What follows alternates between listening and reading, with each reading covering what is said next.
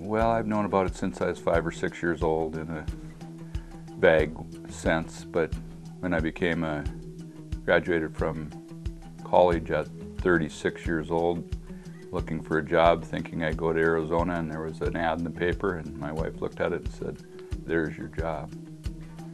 And it has been that for 19 years now. But primarily I'm an English teacher, but right away when I became an English teacher, I saw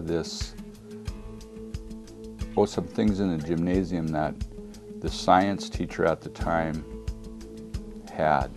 And I asked him about it, and he had said that there had been a club, an extracurricular club related to conservation skills and wildlife. And I said, geez, I think I want to do that. Subsequently, that man left, and I just took over what he had more than adequately started, and been doing it ever since. It always comes from those people here who, because it's beyond our understanding, do things nobody else ever would, give time nobody else would ever consider, and share love like nobody else ever would, or has. And so that's the heartbeat of this place, is the loving nature of the people who work with the children. A long-time history teacher here, even longer than I'm here, and I think I've been here the second longest of all the teachers. She and I have talked many times, and we both had students who were successful in school and went on to college and things like that. But both of us agree that our children would have been better served here. The education that students get here, for however brief a time they are, and with us, the bar is high. We take students, and maybe even more than education or academic gain, we give them the confidence to achieve something they've never had before. The best thing that I get to do, or that I'm charged with doing, given the responsibility for and love getting the responsibility, is we have a class called Bible as Literature, which administration asked me several years ago to attempt teaching. At that time, I was skeptic, and I thought, well, I don't know that much about the Bible and that, but I dove in. And of course, the Word quickly got my attention and beyond, and I fell in love with Jesus, and I fell in love with the notion that the Bible is the best teacher there is. And so, of course, the Bible is the teacher in the classroom, and I'm just a facilitator. But I also have a history teacher who helps me, and usually the spiritual advisor. And it's just core to my thinking regarding the students here. I believe that the disciples became that because of examples. They saw what Jesus did and saw it as a good thing and said, how could I not do that? And I believe if we show children who have never seen good things, or not enough, good things repeatedly, then that's what they'll start to follow. And so then they would become disciples by proxy, I guess. I will tell you how one thing that has happened with Wildlife Club is a foundation in Minot, a group of businessmen called the Bremer Outdoors Team. It's the Bremer Foundation, they're a big contributor here. They organize every year, I'm going to rephrase that. Every year they organize a fishing trip for us.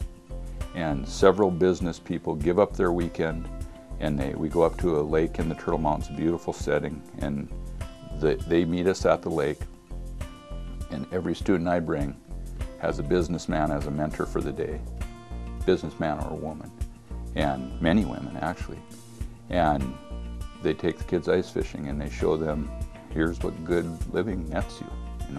I have these things. They come easily to me because I work hard and follow the Bible's teachings about loving my neighbor, and I'm a good community member. And the kids see these things, and they're overwhelmed by it. I don't think the right message about the Boys Ranch often gets to our community and therefore spread, because I think the notion is that it's trouble here, that there are trouble kids and trouble this, and everything's kind of a negative connotation, but the trouble is often a sadness that can only become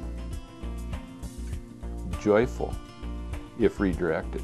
And the only redirection is going to come from goodness. And that goodness can come in the way, I suppose, of contributions monetarily or in prayer or in giving your time or effort or whatever. That's the only way we'll beat that evil nature of the sadness. For a long time, I thought it was because I was meant to be a teacher.